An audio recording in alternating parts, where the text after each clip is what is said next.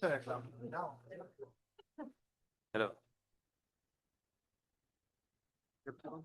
Happy birthday, Councilor Gani.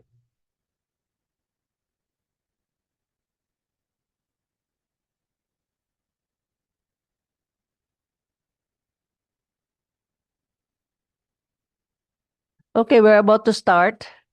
The 45th regular session of the 21st City Council is now called to order. Invocation by Councilor Eric Salcedo, followed by the singing Lupang Hinirang and the Cagayan de Oro March. Please rise. Okay, Councilor Paulo Gaani. Good afternoon, everyone. Let us put ourselves in the holy presence of the Lord. In the name of the Father, the Son, and the Holy Spirit. Amen. Heavenly Father, we thank you for gathering us today. Grant us wisdom, humility, and integrity as we discuss matters that affect our community. Guide our decisions so they may promote justice, unity, and the common good. Bless every member of this council with compassion and courage to serve faithfully. We ask all this in your holy name. Amen. Father, Son, and Holy Spirit. Amen.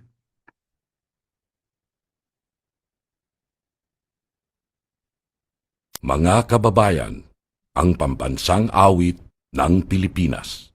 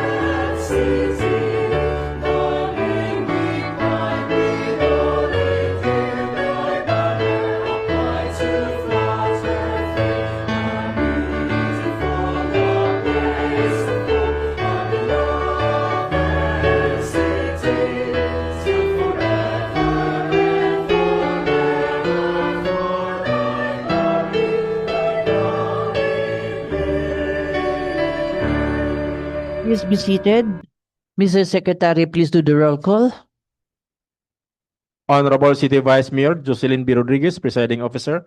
For the First District Councilors, Honorable Desiree Ann M. Dahino, Honorable Roger G. Abaday, Honorable Juancho R. Pascual, Honorable Agapito Heriberto G. Swan, Honorable George Christopher Q. Goking, Honorable Moreno Y. Daba IV, Honorable Alpi Legaspi Sr., Honorable Amy Rose P. Moreno.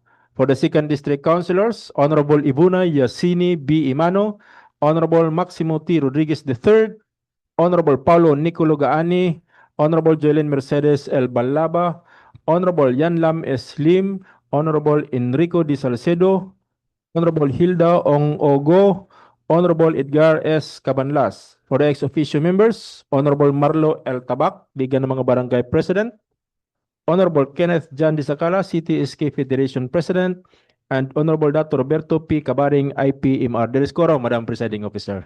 Quorum is hereby certified. Mayang hapon, the honorable members of the 21st City Council, maayong hapon kaninyong tanan. Of course, Mr. Secretary and sangguniang staff are here right now, our friends from media. Those who are watching us via live stream, our visitors in the plenary, maayong hapon kaninyong tanan. So, good afternoon. So let us proceed for the business of the day. Yes, the ever-active marathoner, Majority Florida Attorney Ed Cabanlas, na ganina nangutan ako, do you still go for a walk? Kada adlaw gidi ay. Do you feel back pain? Sakit bitan sa mga kilid, no? As we age, no? We get siya feel back pain. So, exercise kita and walking good every day. Di ba? Yes, our beautiful Vice Mayor. You know, it's really important that we should keep ourselves fit. Yes. You know, to sustain, especially that we have a difficult job. We have to do a lot of moving around. If you sit down and probably you will experience aches all over the body. No?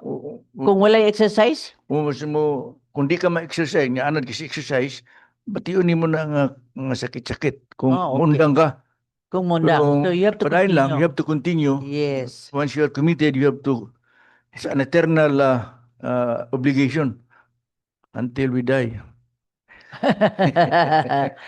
So So, that's the best. We have to exercise yun. We have to diba? exercise no matter Yes. what happen. Anyway, Anyway, Madam Chair, may hapon kanimo. yung hapon. Sa ato mga kauban ng mga konsyales sa Cagayan de Oro, may hapon sa ato mga bisita, to our visitors who are at the back, members of the media, our igsuunta nga nagtanaw ka nato karon, Cagayanon, nagbantay ka nato. May hapon sa tanan. So, Madam Chair, may I move to dispense the reading of the minutes of the previous regular session of this council on July 13, 2026, and consider the furnishing copies thereof as reading itself. Any second objection? Hearing none, motion is hereby carried. Move to approve on second and final reading. Second objection. Hearing none, motion is hereby carried.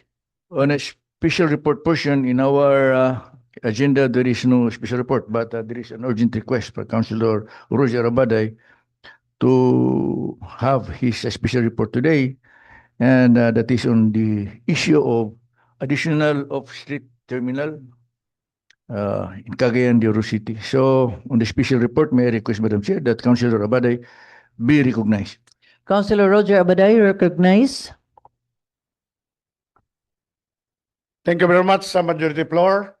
Good afternoon, our Madam Presiding Officer, Vice Mayor Jocelyn Bebot Rodriguez, to my distinguished colleagues, honorable members of the 21st City Council, the heads and representatives of various government offices and agencies, members of the media, our guests and constituent present in the gallery, and our fellow Cagayanons who are watching and participating to the City Council's live Facebook broadcast, and pleasant afternoon to everyone. Now, this special report calls for the conduct of a comprehensive study on the feasibility and establishing additional off-street or satellite transport terminal in the city of Cagayan de Oro, with the objective of addressing the current transportation challenges and improving the efficiency, accessibility, and organization of the city's public transport system. As our city continues to grow into a major metropolitan center in the northern Mindanao, our transportation infrastructure must keep pace with the increasing demands of urbanization, economic expansion, and population growth. At present, Cagayan de Oro relies mainly on Agora Integrated Bus Terminal for eastbound routes and Bulwa Integrated Bus Terminal for westbound destination, while the Magnum Express Terminal serves passengers traveling to and from Laguindingan International Airport. Now, these facilities have served the city well for many years, but they are no longer sufficient to accommodate the growing number of commuters and the public utility vehicles. The congestion experienced at both Agora and Bulwa Terminal is becoming more evident. In Bulwa, the expansion of commercial activities and roadside market spillovers has reduced to available space for public utility vehicles, resulting in traffic congestion and operational inefficiencies. Likewise, the city's rapid development in the uptown area, particularly in Lumbia, Kanituan, and Pagatpat, and the neighboring barangays, has significantly increased the demand for a more decentralized transport system. Establishing Lumbia Integrated Terminal would provide an organized transfer point for commuters to reduce the number of provincial and local vehicles entering the already congested downtown areas. There is also a growing need to establish a satellite terminal in Puerto, which serves as the eastern gateway for travelers coming from Bukidnon and eastern Mindanao. And a properly planned terminal in this area would separate regional transport from local city traffic, improving mobility while easing congestion at the Agora terminal. Moreover, the city's implementation of the updated local public transport route plan, the LPTRP, which introduced 61 additional transport routes, requires organized off-street terminals to support efficient operation and eliminate informal loading and unloading points. This initiative is likewise consistent with the existing national policies promoting the establishment of safe, accessible, and properly designed transport terminals to improve traffic flow and commuter safety. In view of these developments, this representation respectfully recommends to conduct a comprehensive academic and urban planning study to determine the most important location for future satellite transport terminals. The study should evaluate passenger demand, integration with the LPTRP, and land use compatibility, traffic impact, and economic viability to ensure that future transport investment are responsive to the city's long-term development goals.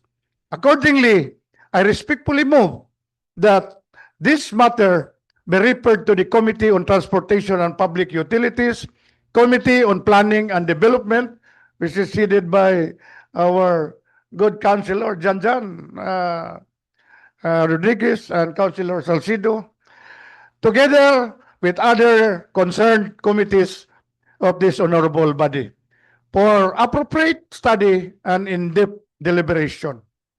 As Cagayan de Oro continues to grow, we must invest transport solutions that are sustainable, efficient, and responsive to the needs of our people.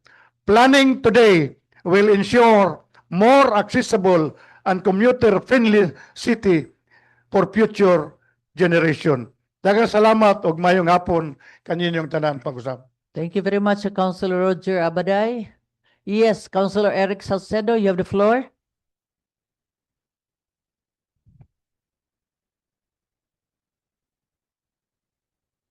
Daghang salamat, Madam Chair, may hapon sa tanan.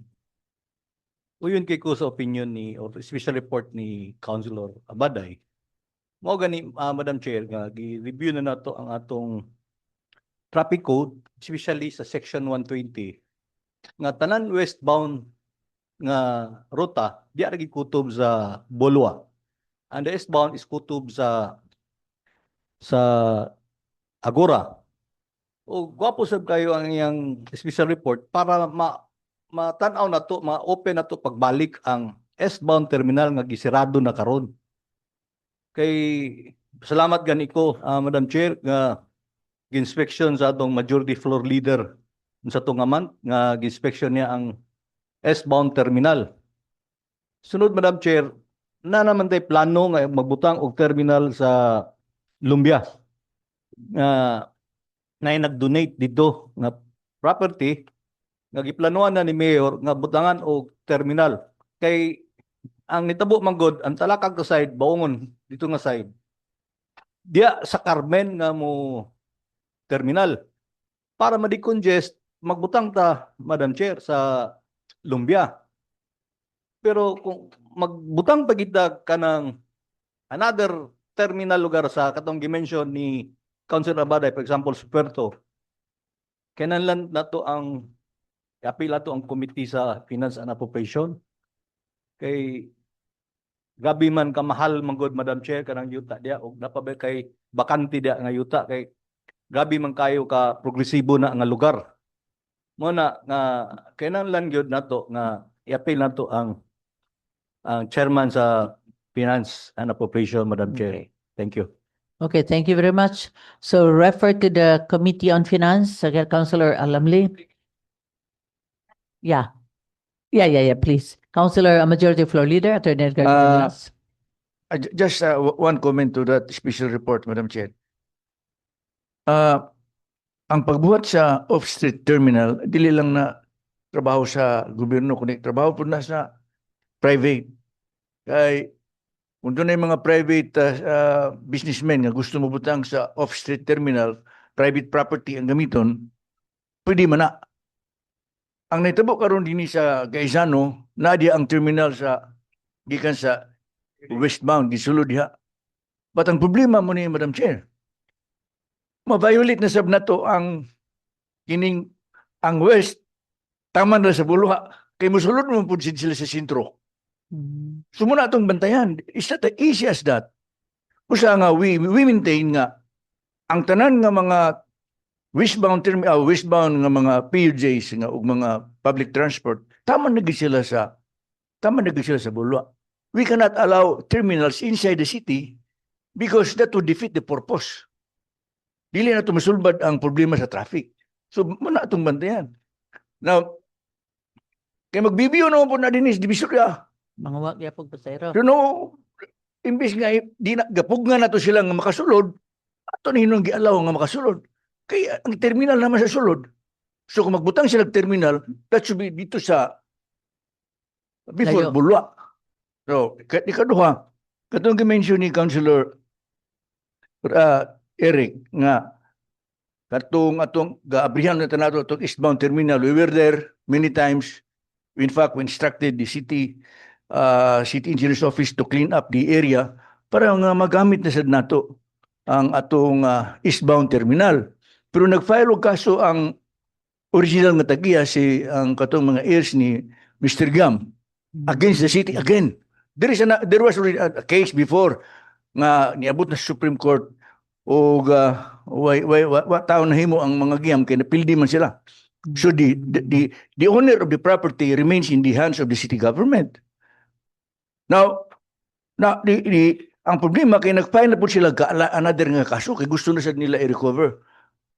Ako matungging na ng city legal nga anong atong mahadlok man ta nga asub na kita magyapon ng tagiya. So pwede na to gamiton pero wala man tayo nahimo kay wala man sila ni action. So muna itong buhaton, dili kita mismo gani ang kining Magnum na mailang terminal diha mismo sa dinhi sa Kitkay. So ang gumgikan sila sa airport, musulod sila dinhi sa ato. I do not know how we can do that, how we can synchronize this, not violating the original purpose nga westbound, tama na sa Bulwa, ang eastbound, tama na sa Magura. So that's the point, Madam Chair. And I think the solution of lack of transportation, it's not only about terminal. It should be public transport. We should have an efficient public transportation system in the city. Nga wala pa na karon maabot ka na to. Naanas planning stage, na karon sa NEDA. But taman pa man sa planning stage, kanang bus rapid transit, katong mga LRT, o sa kanang mga, pero tama na sila sa stage. So I think we should pursue that. Hindi na tada ng mga jeepneys karon kay di ka po na makasulbas problema sa kakulangon sa sakinan dinhi sa ato.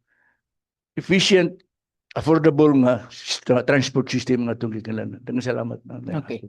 Thank you very much. Yes, Councilor Eric Salcedo.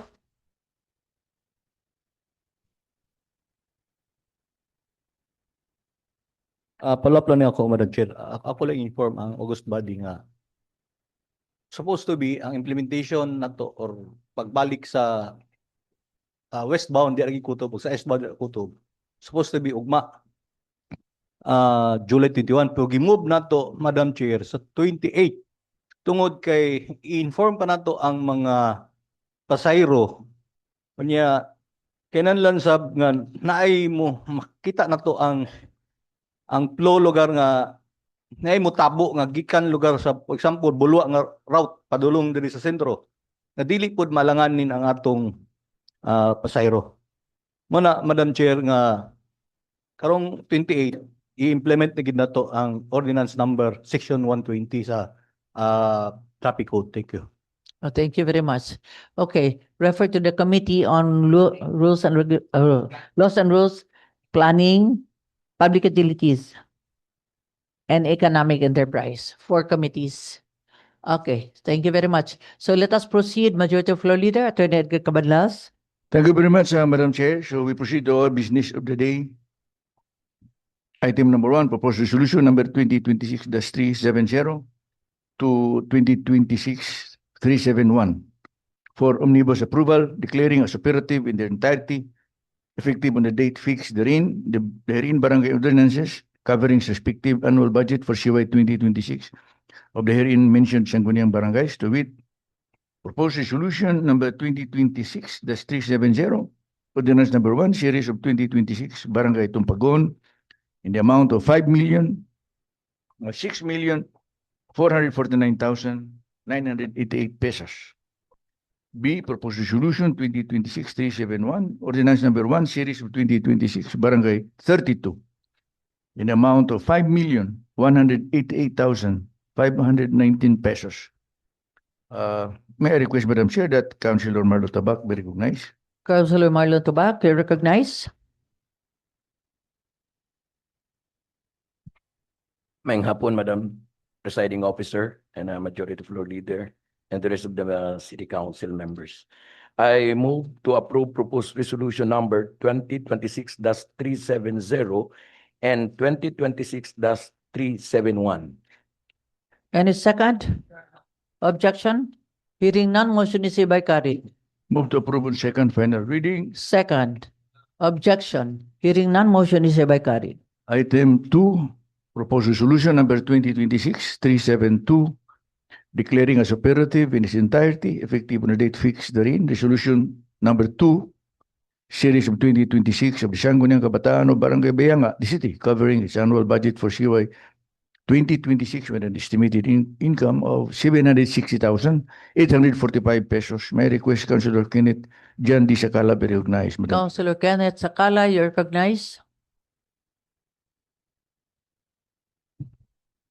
Thank you, Madam Chair. I move to approve proposed resolution number 2026-372. Thank you. Any second?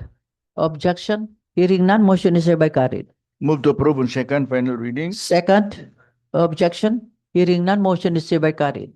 Item 3, proposed resolution number 2026-373, accrediting Chamstuda Incorporated for purposes of its membership in the local special bodies pursuant to DILU Memorandum Circular number 2025-060 and Article 64 of Rule 13 of the Rules and Regulation implementing the 1991 Local Government Code. May I request Councilor Janjan Rodriguez be recognized, Madam. Councilor Janjan Rodriguez, recognized. I move to approve proposed resolution number 2026-373. In a second. Objection? Hearing none, motion is hereby carried. Move to approve on second final reading. Second. Objection? Hearing none, motion is hereby carried.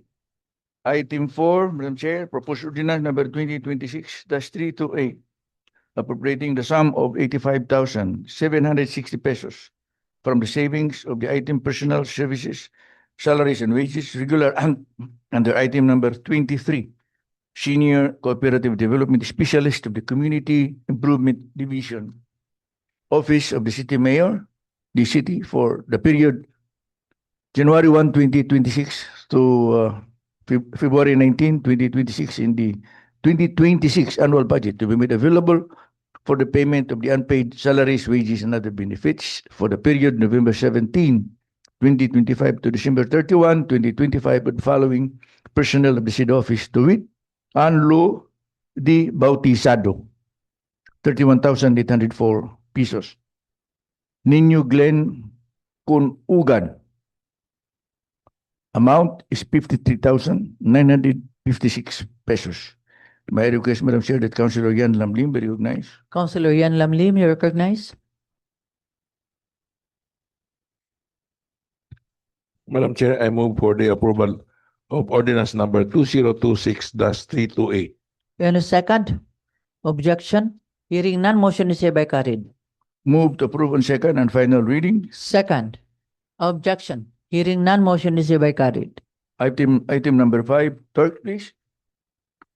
Item number 5 is proposed ordinance number 2026-329, appropriating the sum of 423,185 pesos and 22 centavos from the savings of the item personal services, salaries and wages regular of the here and various vacant positions of the office of the city health officer, the city for the period January 1 to 31, 2026 in the 2026 annual budget to be made available for the payment of the unpaid salaries and other benefits of the herein stated period of the following personnel of the said office, to wit, A, for other benefits of newly hired employees for calendar year 2024. Christian Nick Adrias, midwife 2, with an appropriation of 24,343 pesos and 88 centavos. 2, Erica Joyce Alfonso, medical officer 3, 34,081 pesos and 95 centavos. 3, Raquela Gani Manabilang, 34,081 pesos and 95 centavos. 4, Hani Akot, medical technologist 1, 23,607 pesos and 44 centavos. 5, Rabin Mikulov, medical officer 3, 34,081 pesos and 95 centavos. 6, Jimaima Kizia Morales, medical officer 3, 34,081 pesos and 95 centavos. 7, Zaira May Obshuma, 14,852 pesos and 62 centavos. 8, Maria Eliza Alin Padiranga, medical officer 3, 34,081 pesos and 95 centavos. 9, Marianita Pizarro, medical officer 3, 34,081 pesos and 95 centavos. 10, Al Christian Kidit, medical officer 3, 34,081 pesos and 95 centavos. 11, Regine Salak, midwife 2, 24,343 pesos and 88 centavos. B, for other benefits of employees promoted for calendar year 2024. 1, Caroline Kabunok, nutrition officer 4, 25,294 pesos. 2, Jane B. Gacos, statistician 3, 13,508 pesos and 25 centavos. 3, Charissa B. Galacio, medical technologist 4, 10,615 pesos. 4, Arkem Y. Maghinay, radiologic technologist 2, 16,829 pesos and 75 centavos. 5, Ronilda G. Parel, Pharmacist 3, 13,500 pesos and 25 centavos. 6. Joy M. Tolentino, midwife 3, 627 pesos and 10 centavos. For unpaid salaries and other benefits of employees per notice of step increment. 1.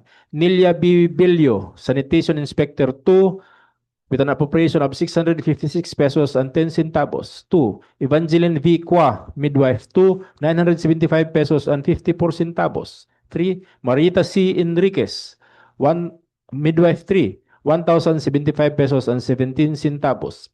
4. Bernandita S. Faborada, midwife 2, 975 pesos and 54 centavos. 5. Joy V. Gambutan, midwife 3, 1,075 pesos and 17 centavos. 6. Lucila B. Gumis, midwife 3, 1,075 pesos and 17 centavos. 7. Rosel D. Lumagsaw, administrative assistant 1, 494 pesos and 64 centavos. 8. Lilibeth L. Molino, midwife 3, 1,075 pesos and 17 centavos. 9. Judith A. Noel, midwife 3, 1,000 pesos, 75 pesos and 17 centavos. 10. Romela S. Oro, midwife 3, 887 pesos and 5 centavos. 11. Zia A. Paguya, midwife 2, 975 pesos and 54 centavos. 12. Ida Q. Pichay, midwife 3, 887 pesos and 5 centavos. 13. Elvira R. Pondavilla, Barangay Health Aid, 354 pesos and 58 centavos. 14. Jima B. Kidik, midwife 3, 1,075 pesos and 17 centavos. 15. Lauro S. Rivera, Barangay Health Aid, 429 pesos and 39 centavos. 16. Geraldine G. Sabo, midwife 2, 975 pesos and 54 centavos. 17. Lorita B. Taglinaw, midwife 3, 1,085 pesos and 46 centavos. 18. Rillian May B. Tan, administrative aid 5, 429 pesos and 39 centavos. 19. Iba F. Torres, midwife 3, 1,075 pesos and 17 centavos. And 20. Arturo S. Villaranda Jr., Barangay Health Aid, 429 pesos and 39 centavos. Madam Chair, may I request Councilor Eric Enrico de Salcedo be recognized? Councilor Eric Salcedo, you recognize?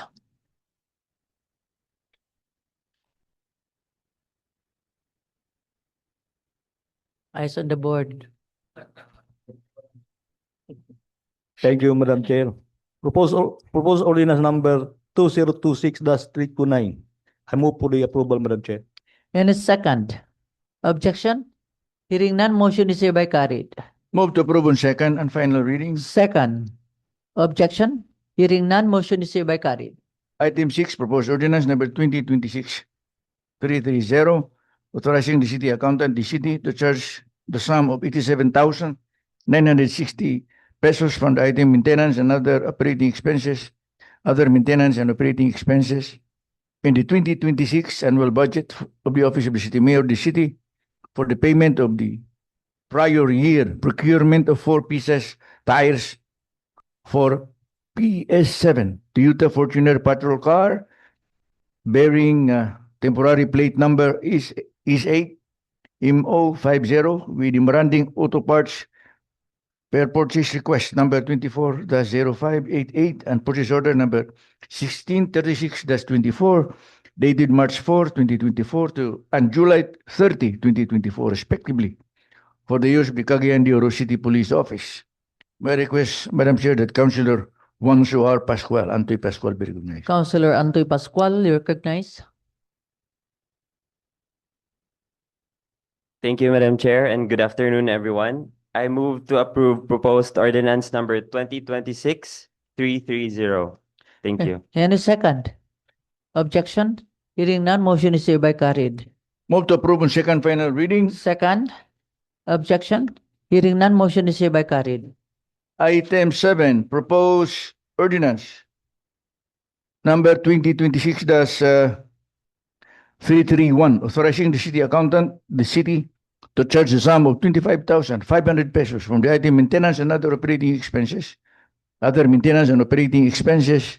the 2026 annual budget of the Office of the Sangguniang Panglungsod, Kagawad Honorable Dato Roberto Cabaring, City Councilor IPMR, the city for the payment of 15 pesos polo shirts with sublimation.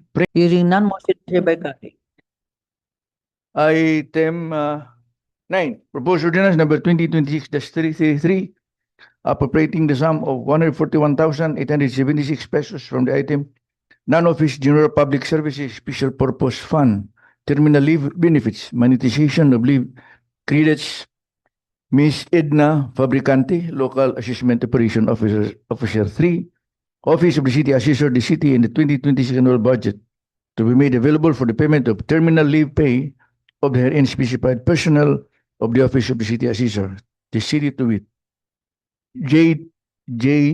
Bingona, resignation, November 1, 2025, 110,563 pesos. Regan D. Lee, Administrative Aid 4, casual, end of contract, July 1, 2025, 31,313 pesos. Madam Chair, may I request Councilor Agaswan be recognized. Councilor Agasuan, you recognize?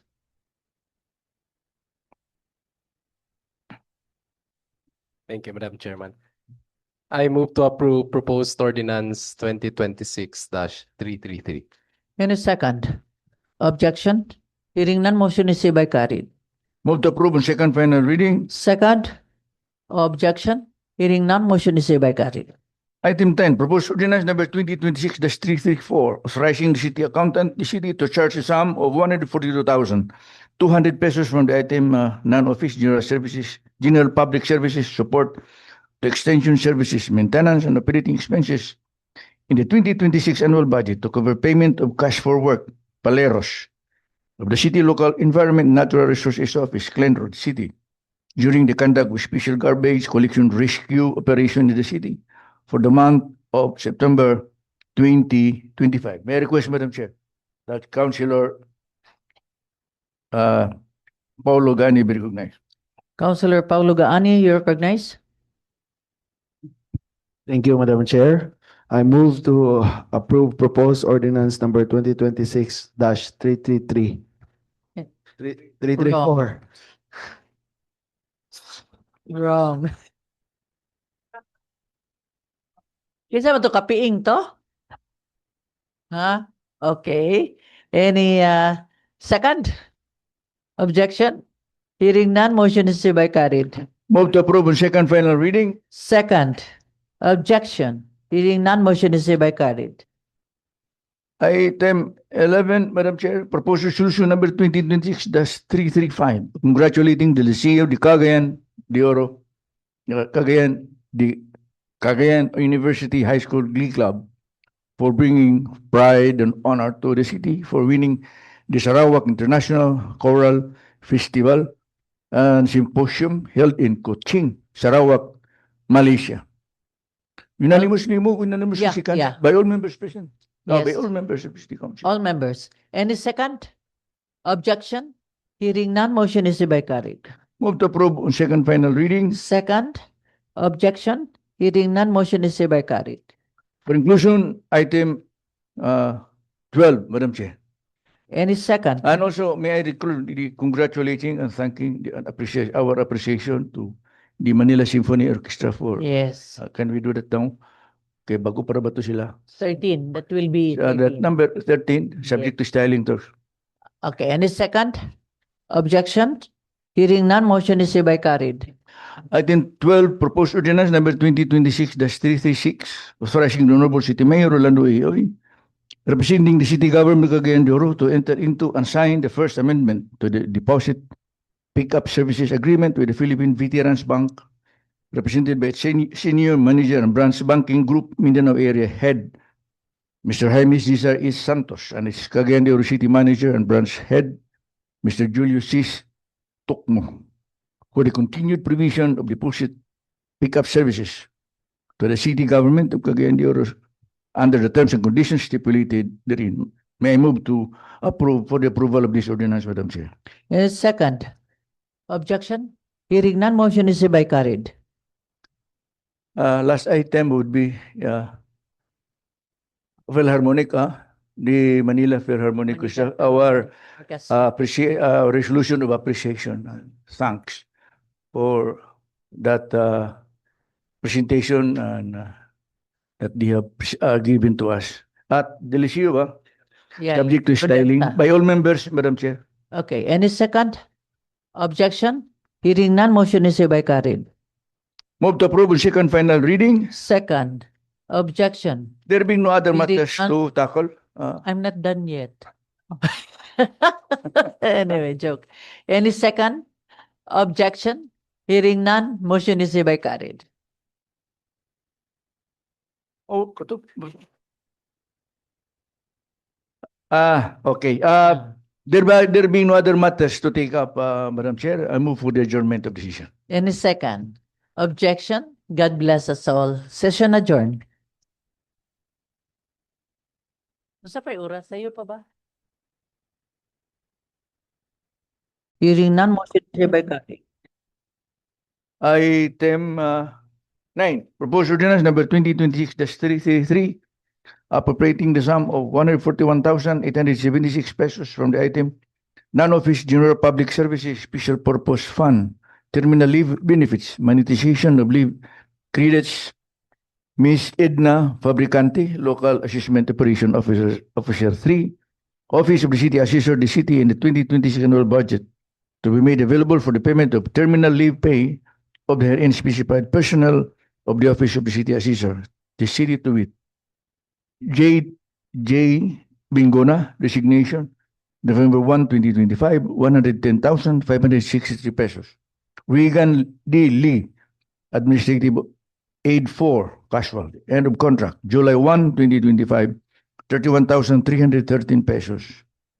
Madam Chair, may I request Councilor Agaswan be recognized. Councilor Agasuan, you recognize?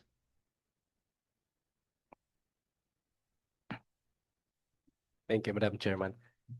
I move to approve proposed ordinance 2026-333. Any second? Objection?